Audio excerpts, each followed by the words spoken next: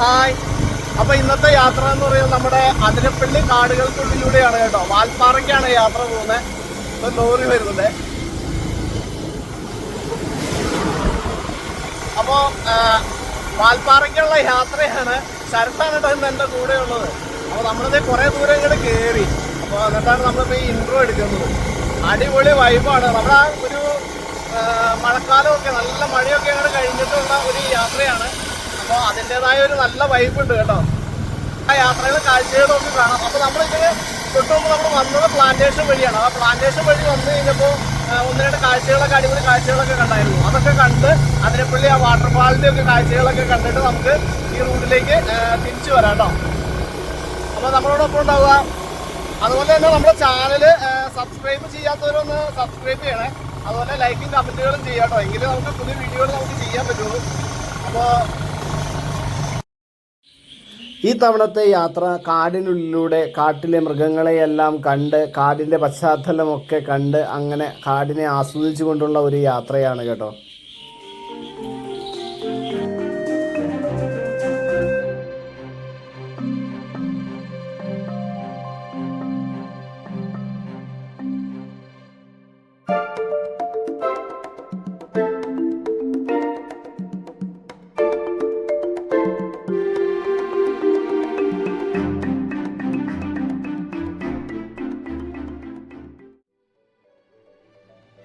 Forest trip ഇഷ്ടപ്പെടുന്ന ഏതൊരാളുടെയും ഏറ്റവും ഇഷ്ടപ്പെട്ട പ്ലേസാണ് അതിരപ്പള്ളിയിൽ നിന്ന് വാൽപ്പാറയ്ക്ക് പോകുന്ന കാനനപാത.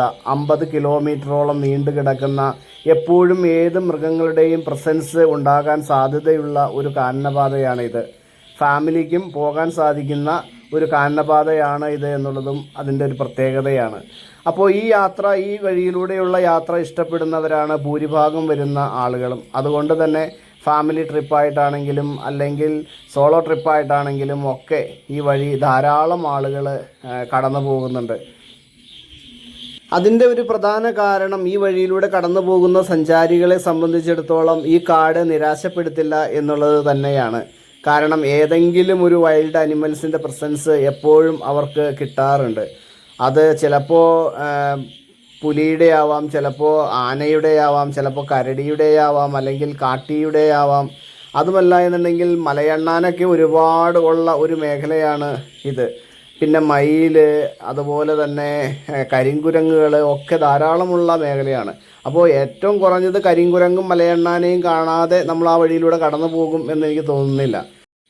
അതുകൊണ്ട് തന്നെ അതിരപ്പള്ളിയിൽ നിന്ന് മലക്കപ്പാറ വഴി ഷോളയാർ ഡാം വഴി വാൽപ്പാറയിൽ എത്തിച്ചേരുന്ന ഈ ഒരു റൂട്ട് എന്നും സഞ്ചാരികൾക്ക് ഏറ്റവും പ്രിയങ്കരമാണ്. ഇവിടെ വേറൊരു പ്രത്യേകത എന്താണ് എന്ന് ചോദിച്ചാൽ, മൃഗങ്ങളെയൊക്കെ കാണാം എന്നതിനേക്കാൾ ഉപരിയായിട്ട് അതിരപ്പള്ളിയിലെ വെള്ളച്ചാട്ടവും കണ്ട് കാടിൻ്റെ ഭംഗി എറിഞ്ഞ് അത് കഴിഞ്ഞാൽ നേരെ വരുന്നത് തേയിലത്തോട്ടങ്ങളുടെ വാൽപ്പാറ എന്ന് പറയുന്ന സ്വർഗ്ഗഭൂമിയിലേക്കാണ്. അപ്പോൾ അങ്ങനെ വ്യത്യസ്തമായ കാഴ്ചകളൊക്കെ കണ്ടു പോകാം എന്നുള്ളത് തന്നെയാണ് ഇവിടുത്തെ ഏറ്റവും വലിയ പ്രത്യേകത. ഞാൻ ഈ തവണ അതിരപ്പള്ളിയിൽ എത്തിച്ചേർന്നത് ഒരു 4-5 ദിവസം നല്ല മഴയുള്ള ആ ഒരു സമയം കഴിഞ്ഞിട്ട് 2-3 ദിവസം മഴ തോർന്ന ഒരു സമയത്തായിരുന്നു. അതുകൊണ്ട് തന്നെ ഇത് കുത്തി ഒഴുകിക്കൊണ്ടിരുന്ന വെള്ളം കുറച്ച് ശമനമുണ്ട്. എന്നാലും അത്യാവശ്യം നല്ല വെള്ളമുള്ള സമയത്ത് തന്നെയാണ് കേട്ടോ ഇപ്പോൾ ഈ വന്നിരിക്കുന്നത്. ഇനി ഒരു ദിവസം ഇതുപോലെ നല്ല ശക്തമായ മഴയുള്ള ഒരു സമയത്ത് അതിരപ്പള്ളി ഈ വാട്ടർഫാൾ നിറഞ്ഞൊഴുകുന്ന ഒരു സമയത്ത് വന്നൊരു വീഡിയോ എടുക്കണമെന്ന് എനിക്ക് അതിയായ ഒരു ആഗ്രഹമുണ്ട്. അപ്പോൾ ഈ മഴക്കാലത്ത് തന്നെ അങ്ങനെ ഒരു വീഡിയോ എടുക്കാൻ പറ്റും എന്ന് തന്നെ ഞാൻ വിശ്വസിക്കുന്നു. സത്യത്തിൽ ഈ മഴക്കാലത്ത് തന്നെ എനിക്ക് വന്ന് അങ്ങനെ ഒരു വീഡിയോ എടുക്കണമെന്ന് ഞാൻ വിചാരിച്ചുകൊണ്ടിരുന്നതാണ്. പക്ഷേ ചില കാരണങ്ങൾ കൊണ്ട് അത് സാധിച്ചില്ല. അപ്പോൾ നമ്മുടെ പ്ലാന്റേഷൻ വഴി വന്ന് അങ്ങനെ ഒരു വീഡിയോ അടുത്ത് തന്നെ നമ്മൾ എടുക്കുന്നതാണ്. പ്ലാന്റേഷൻ റോഡിലൂടെ വന്നിട്ടുള്ള കുറച്ച് കാഴ്ചകളും അവിടെ കുറച്ച് ജീവജാലങ്ങളുടെ പ്രസൻസൊക്കെ നിങ്ങൾ കണ്ടല്ലോ. അതൊക്കെ കഴിഞ്ഞിട്ട് നമ്മൾ നേരെ അതിരപ്പള്ളിയിൽ വന്ന വാട്ടർഫാളിൻ്റെ ഇതെല്ലാം കഴിഞ്ഞ് ഇനി നമ്മൾ നേരെ പോകുന്നത് നമ്മുടെ വാഴച്ചാൽ ഭാഗത്തേക്കാണ്. വാഴച്ചാൽ ഭാഗത്തേക്ക് പോകുമ്പോഴാണ് എനിക്ക് തോന്നുന്നു ഈ കാടിൻ്റെ ഏറ്റവും ഒരു പ്രത്യേക രീതിയിലുള്ള ഒരു ഭംഗി നമുക്ക് കാണാൻ സാധിക്കുക. ഈ ഒരു 5 കിലോമീറ്ററാണ്. അതായത് അതിരപ്പള്ളിയിൽ നിന്ന് വാഴച്ചാലിലേക്ക് ഏകദേശം 5 കിലോമീറ്ററാണ് ദൂരപരിധി എന്ന് പറയുന്നത്. അപ്പോൾ അതിനിടയ്ക്കിലൂടെ പോകുമ്പോൾ മറ്റു ചാർപ്പ എന്ന് പറയുന്നൊരു വെള്ളച്ചാട്ടമുണ്ട്. അത് നല്ല മഴക്കാലത്താണ് പോകുന്നതെങ്കിൽ കുത്തി ഒഴുകുന്നത് കാണാൻ ഒരു ഭംഗിയാണ്. അല്ലാത്ത സമയത്തിൽ വളരെ ശോകമായിരിക്കും. ഇപ്പോൾ നമ്മൾ ചെന്ന് കയറാൻ പോകുന്നത് ഇനി ചാർപ്പ വെള്ളച്ചാട്ടത്തിലേക്കാണ്. അപ്പോൾ ഈ ചാർപ്പ എത്തുന്നതിന് തൊട്ട് മുമ്പുള്ള കുറച്ച് ഭാഗങ്ങളുണ്ട്, അല്ലെങ്കിൽ വാഴച്ചാൽ എത്തുന്നതിന് കുറച്ച് മുമ്പുള്ള ഭാഗം, അവിടത്തെയുള്ള ആ ഒരു റോഡും അല്ലെങ്കിൽ ആ ഒരു കാടിൻ്റെ ആ ഒരു ഭംഗിയും എന്ന് പറയുന്നത് അത് എന്താ പറയുക, വർണ്ണനകൾക്ക് അതീതമാണ് എന്ന് പറയാം. ചാർപ്പ വെള്ളച്ചാട്ടം ഈ പറഞ്ഞതുപോലെ ഒരുപാട് വെള്ളമൊന്നും കുത്തി ഒഴുകുന്ന ഒരു പ്രതീതിയൊന്നും ഇല്ലെങ്കിലും കാണാൻ അത്യാവശ്യം ഭംഗിയുള്ള രീതിയിൽ തന്നെ വെള്ളം ഒഴുകുന്നുണ്ടായിരുന്നു. അപ്പോൾ അവിടെ നിന്ന് കുറച്ച് ഫോട്ടോസും ഇതുപോലെ ചെറിയ കുറച്ച് വീഡിയോസും ഒക്കെ എടുത്ത് അങ്ങനെ നമ്മൾ അവിടെ നിന്ന് പിന്നെ തിരിക്കാൻ തുടങ്ങി കേട്ടോ.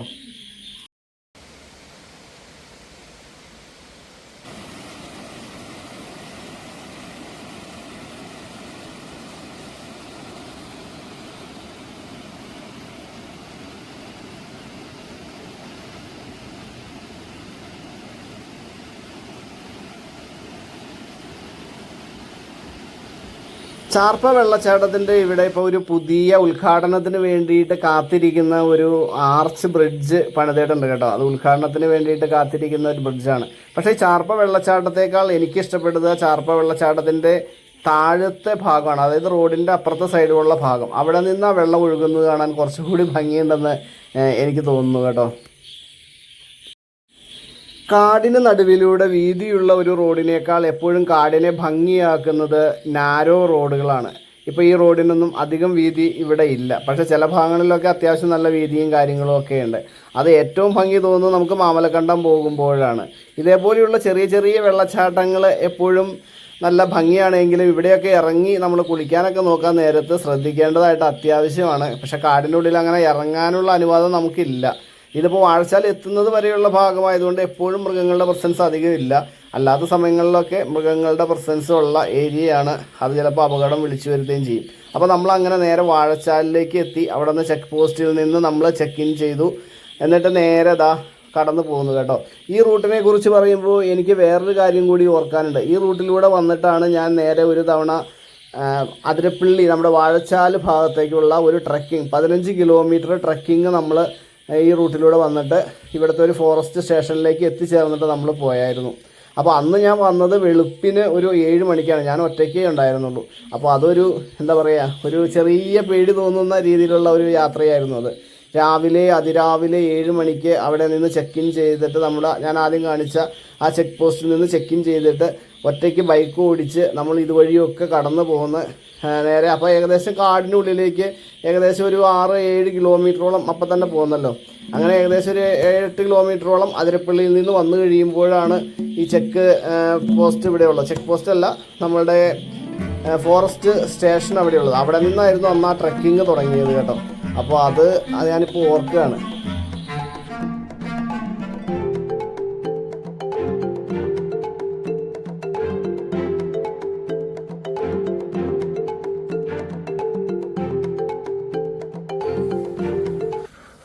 അപ്പോൾ നമ്മൾ വഴിയിൽ ജസ്റ്റ് ഒന്ന് ഇറങ്ങി ഒരു ഇത് നോക്കിയതാണ്. നമ്മുടെ ഇത് റിസർവയർ ആണല്ലേ, പെരിങ്ങൽകുത്ത് ഡാമിൻ്റെ റിസർവയർ ആയിരിക്കും അല്ലേടാ? ആ ശരിക്കും ആനയൊക്കെ ഇഷ്ടംമാതിരി ഇവിടെ വരേണ്ടതാണ്. ചില വൈകുന്നേരങ്ങളിലൊക്കെ ആയിരിക്കും മെയിനായിട്ട്.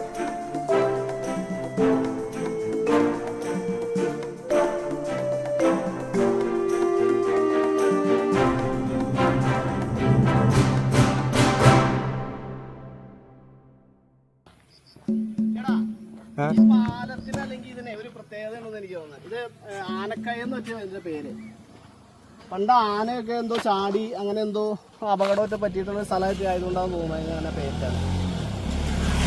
ആനക്കയം അല്ലെങ്കിൽ ആനചാടിയോ അങ്ങനെ എന്തോ ഒരു പേരാണ് ഇതിന്. ആന എന്തോ ഇവിടെ ചാടിയിട്ടുണ്ട് വന്ന് ഇവിടുന്ന് താഴേക്കേ ആ ചാടും അങ്ങനെ എന്തോ സംഭവിച്ചിട്ടുണ്ട്. അങ്ങനെയാണ് ആ പേര് എന്നാണ് എൻ്റെ ഒരു ഓർമ്മ.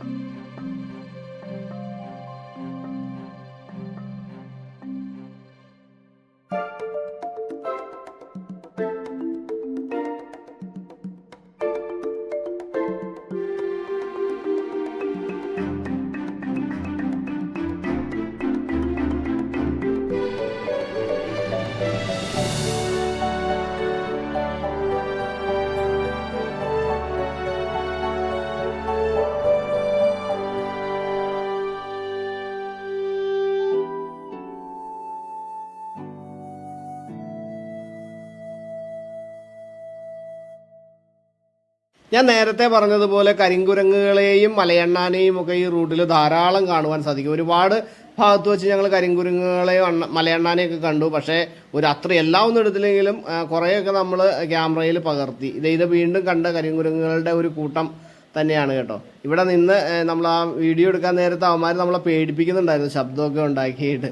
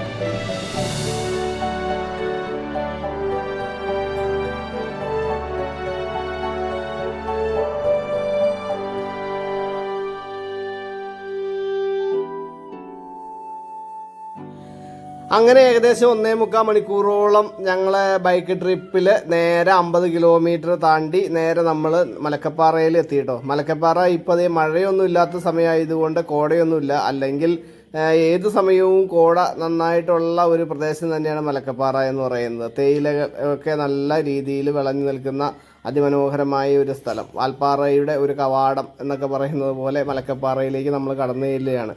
അപ്പോൾ ഇവിടെ എപ്പോഴും മൃഗങ്ങളുടെയൊക്കെ നല്ല സാന്നിധ്യമുള്ളതാണ്. പുലിയൊക്കെ മിക്കവാറും ഇറങ്ങി പശുക്കളെയും ഒക്കെ പിടിക്കുന്നതും ഒക്കെ ആയിട്ട് നമ്മൾ ന്യൂസുകളിലൊക്കെ വായിച്ചിട്ടുണ്ട്.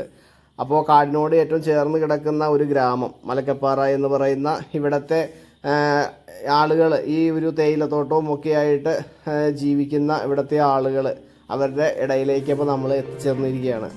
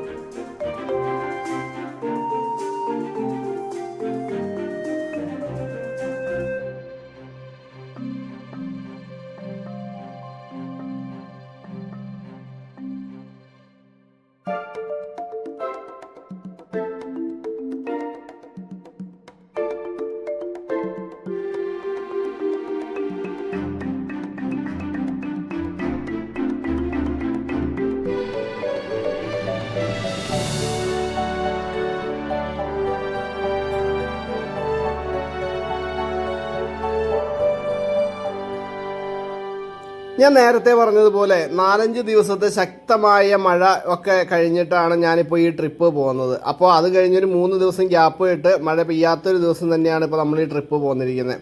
പക്ഷേ നമുക്ക് ഇവിടെ എത്തിക്കഴിഞ്ഞപ്പോൾ ഒരു കാര്യം മനസ്സിലായത് എന്താണെന്ന് വെച്ചാൽ ഈ ഷോളയാർ ഡാമിൻ്റെ ഈ പരിസരത്തേക്കൊന്നും മഴ പെയ്തിട്ടില്ല എന്ന് മനസ്സിലായി. കാരണം ഇവിടെയൊന്നും വെള്ളം വളരെയധികം ഒന്നുമില്ല, ഡാമിലാണെങ്കിലും വെള്ളം അധികമൊന്നുമില്ല. അപ്പോൾ ഈ റിസർവോയർ ഭാഗമൊക്കെ കണ്ടു കഴിഞ്ഞാൽ തീർച്ചയായിട്ടും നമുക്ക് മനസ്സിലാക്കാം ഇവിടെയൊന്നും ഇങ്ങനെ അധികം മഴ പെയ്തിട്ടില്ല എന്ന്. അപ്പോൾ നമ്മളുടെ നാട്ടിലുള്ള ആ ഒരു മഴയുടെ കാലാവസ്ഥ അന്തരീക്ഷം എന്തായാലും ഇങ്ങോട്ടേക്ക് കിട്ടിയിട്ടില്ല.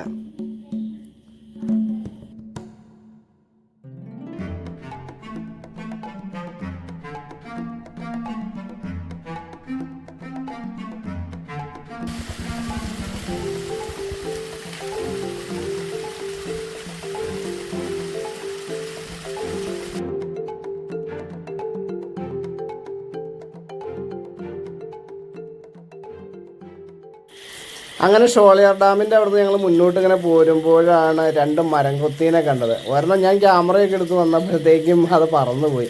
മറ്റേത് ഇതേ അവിടെ തന്നെ നിൽക്കുന്നുണ്ട് കേട്ടോ. അതിൻ്റെ ഇണയാണെന്ന് തോന്നുന്നു മറ്റേത്. അപ്പോൾ അതിനെ ഇങ്ങനെ നോക്കിക്കൊണ്ട് അതെങ്ങോട്ടാണ് പോയത് എന്നുള്ളതൊക്കെ നോക്കി വീക്ഷിച്ചുകൊണ്ട് അവൻ്റെ ശ്രദ്ധ ഞങ്ങളുടെ നേരെയൊന്നുമില്ല. അവൻ ഇണയെ ശ്രദ്ധിച്ചുകൊണ്ട് നിൽക്കുകയാണ്. അതേപോലെ തന്നെ മറ്റൊരു പൊന്മാനെയും കൂടി അതിൻ്റെ തൊട്ടടുത്ത് തന്നെ ഞങ്ങൾ കണ്ടു കേട്ടോ, നീലപ്പൊന്മാൻ.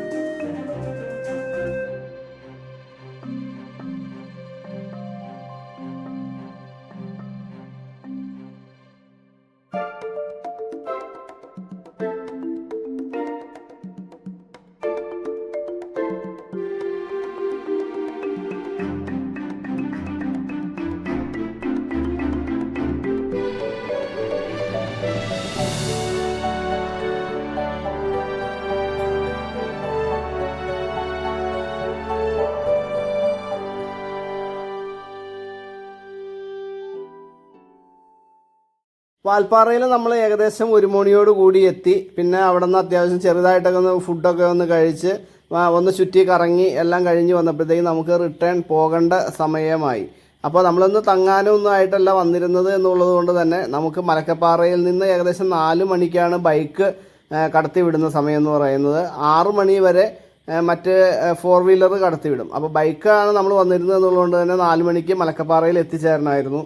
അപ്പോൾ അങ്ങനെ നമ്മൾ 4 മണിയോടുകൂടി മലക്കപ്പാറയിൽ എത്താനായിട്ട് പിന്നെ നമ്മൾ അവിടെ നിന്ന് തിരിക്കാൻ തീരുമാനിച്ചു കേട്ടോ.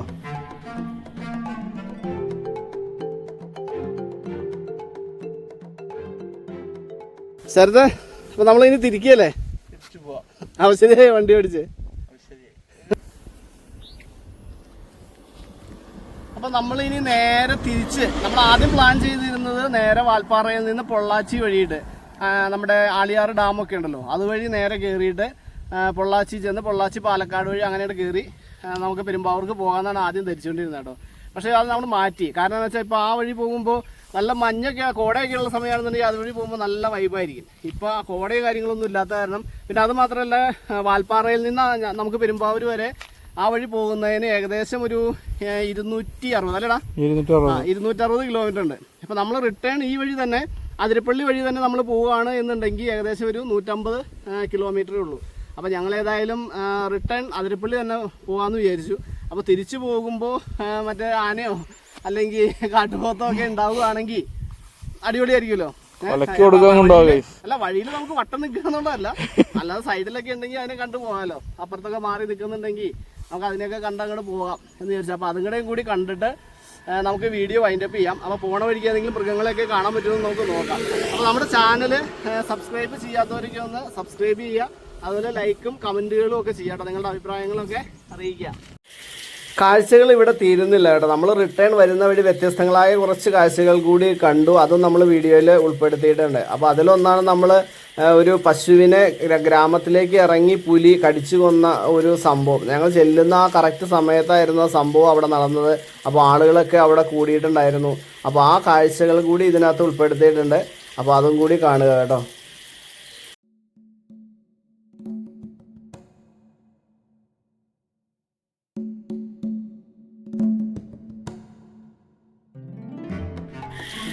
അതിരപ്പള്ളി വാൽപ്പാറ റൂട്ടിൽ നിങ്ങൾ കഴിഞ്ഞ ദിവസം വീഡിയോയിലൊക്കെ കണ്ടിട്ടുണ്ടാവുമായിരിക്കും. ഒരു ബൈക്ക് യാത്രക്കാരനെ ആനക്കൂട്ടം ആക്രമിച്ച് ബൈക്കിൻ്റെ മുമ്പിൽ ഇങ്ങനെ ആനകൾ കൂട്ടത്തോടു കൂടി നിൽക്കുന്നതായിട്ടുള്ള ഒരു കാഴ്ച. അത് ഈ ഭാഗത്ത് വെച്ചാണ് കേട്ടോ നടന്നത്. അപ്പോൾ ആ ഭാഗത്ത് വെച്ച് ഞങ്ങൾക്ക് കിട്ടിയത് ഒരു മയിലിനെയാണ്. അയിലിത്തുറുകളൊക്കെ നിൽക്കുന്നതിൻ്റെ ഇടയിൽ ഇങ്ങനെ നിൽക്കുകയായിരുന്നു. നല്ല സുന്ദരനായ തൊട്ടടുത്ത്. അത് ഓടിപ്പോകുന്നൊന്നും ഉണ്ടായിരുന്നില്ല കേട്ടോ. അതുകൊണ്ട് തന്നെ നല്ല സുന്ദരമായിട്ട് നമുക്ക് ക്യാമറയിൽ പകർത്താൻ പറ്റി.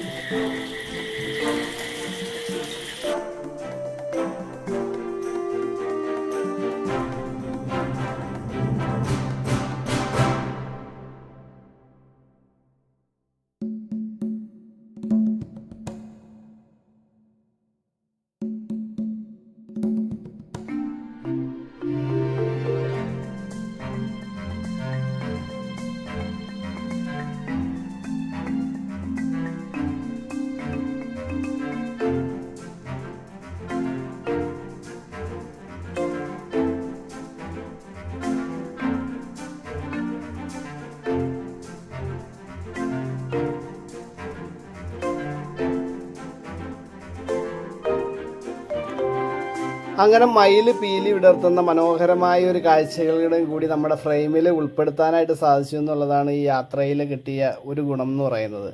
ആ മയിലാണെങ്കിൽ നേരത്തെ പറഞ്ഞതുപോലെ തന്നെ ഒരുപാട് ഓടിപ്പോവുക അങ്ങനെയൊന്നും ചെയ്യുന്നുണ്ടായിരുന്നില്ല. പിന്നെ പീലി വിടർത്തുന്നത് ഭയങ്കര ഇതായിട്ട് കിട്ടിയില്ലെങ്കിലും അത്യാവശ്യം നല്ല രീതിയിൽ തന്നെ അത് പീലി വിടർത്തി നിൽക്കുന്നത് കാണാൻ പറ്റി. ഈ ഒരു ജംഗ്ഷനാണ് വെറ്റിലപ്പാറ ജംഗ്ഷൻ എന്ന് പറയുന്നത്. അപ്പോൾ ഇത് സിൽവർ സ്റ്റോമിൽ നിന്ന് ആ ഒരു ബ്രിഡ്ജ് നേരെ കടന്നു വന്ന് ചെന്ന് നിൽക്കുന്ന ആ ഒരു ജംഗ്ഷനാണ് ഇത്. അപ്പോൾ ഇവിടെ നിറയെ നിൽക്കുന്നത് എണ്ണപ്പനകളാണ് കേട്ടോ. എണ്ണപ്പനകളുടെ ഇടയ്ക്ക് എപ്പോഴും ആനയുടെ സാന്നിധ്യം ഉണ്ടാവും. ഞങ്ങൾ ചെല്ലുന്നതിന് തൊട്ട് മുമ്പ് വരെ അവിടെ ആനയുണ്ടായിരുന്നു. ഇപ്പോൾ ഞങ്ങളിവിടെ എത്തിച്ചേർന്നപ്പോൾ ഉണ്ടായിരുന്ന ഒരു പ്രത്യേക സംഭവം എന്താണെന്ന് വെച്ച് കഴിഞ്ഞാൽ, ഇതാ ഇപ്പോൾ ഞാൻ ഉള്ളിലേക്ക് കയറിയിട്ടാണ് ഈ നിൽക്കുന്നത് കാണിക്കുന്നത്. അപ്പോൾ ഇവിടെ ഈ ഭാഗത്ത് വച്ചിട്ട് ഇവിടെ ഗ്രാമം ആളുകളൊക്കെ തൊട്ടപ്പുറത്തേക്ക് മാറി താമസിക്കുന്ന സ്ഥലമാണ്. അപ്പോൾ ഇവിടെ വച്ചിട്ടാണ് ഒരു പുലി ഒരു പശുവിനെ കടിച്ചു കൊന്നു. അപ്പോൾ നമ്മൾ സാധാരണ കേട്ടിട്ടുണ്ട് പുലിയൊക്കെ കൊല്ലുന്നത് ഈ എന്താണ് നമ്മളുടെ കഴുത്തിന് കടിച്ചിട്ടാണ് കൊല്ലുന്നതെന്നൊക്കെയാണ് നമ്മൾ കേട്ടിട്ടുള്ളത്. പക്ഷേ ഇവിടെ പശുവിനെ പുലി കൊന്നത് അതിൻ്റെ വായ രണ്ടും കൂട്ടി പിടിച്ചിട്ടാണ്. അപ്പോൾ വായിലേക്ക് കൂട്ടി പിടിക്കുമ്പോൾ അതിന് ശ്വാസം കിട്ടാതെയാണ് ആ പശു അതിനകത്ത് അത് കൊന്നേക്കണം കേട്ടോ, കടിച്ചു കൊന്നേക്കണത്. അപ്പോൾ കടിച്ചു കൊല്ലുന്നത് ചത്ത് കഴിഞ്ഞപ്പോഴത്തേക്കും അപ്പോൾ ആരോ കണ്ടു പുലി കടിച്ചുകൊണ്ടിരിക്കുന്നത്. അപ്പോൾ അപ്പോഴത്തേക്കും ആൾ ഓടി വന്ന് ഓടിക്കാനായിട്ട് തുടങ്ങിയപ്പോഴത്തേക്കും പുലി ഓടിപ്പോയി കേട്ടോ. നമ്മൾ ആനയെ കാണാൻ പറ്റും എന്നുള്ള രീതിയിൽ കറക്റ്റ് സമയത്ത് തന്നെയാണ് ഈ ഭാഗത്ത് എത്തിയത്. ശരിക്കും അവിടെ ആന അന്നേരം ഉണ്ടായിരുന്നു. അപ്പോൾ ഞങ്ങൾ എത്തുന്നതിന് ഏകദേശം ഒരു മിനിറ്റ് മുമ്പാണ് പുലി ഇതിനെ ആക്രമിക്കുകയും അങ്ങനെ വേറെ ചേട്ടൻ കാണുകയും പുലി ഓടിപ്പോവുകയും ചെയ്യുന്നത്. അപ്പോൾ ഞങ്ങൾ ആ കറക്റ്റ് ആളുകൾ ആ സമയത്ത് പെട്ടെന്ന് ആളുകളെ വിളിച്ചു കൂട്ടുകയും, ഞങ്ങളല്ല ആ ചേട്ടൻ ആളുകളെ വിളിച്ചു കൂട്ടുകയും അങ്ങനെ ഇതിനിടയിലേക്കാണ് പുലി കയറിപ്പോയത് കേട്ടോ. അപ്പോൾ ആളുകളെല്ലാവരുടെയും കൂടി ജസ്റ്റ് ഒന്ന് തിരഞ്ഞ് നോക്കുന്നുണ്ടായിരുന്നു പുലി അവിടെ എങ്ങാനും ഉണ്ടോ എന്നുള്ളതൊക്കെ. അപ്പോൾ നമ്മളുടെ ഈ വീഡിയോ ഇവിടെ അവസാനിക്കുകയാണ്. അപ്പോൾ നിങ്ങളുടെ വിലയേറിയ അഭിപ്രായങ്ങളൊക്കെ അറിയിക്കുക. അതുപോലെ തന്നെ സബ്സ്ക്രൈബ് ചെയ്യാത്തവരൊന്ന് സബ്സ്ക്രൈബ് ചെയ്യുക, പിന്നെ ലൈക്ക് ചെയ്യുക. അതുപോലെ നോട്ടിഫിക്കേഷനൊക്കെ ഓഫായി കിടക്കുന്നവരൊന്ന് ഓൺ ചെയ്തും ഇടുക കേട്ടോ. അപ്പോൾ നല്ല നല്ല വീഡിയോകളുമായിട്ട് നമുക്ക് വീണ്ടും കാണണം.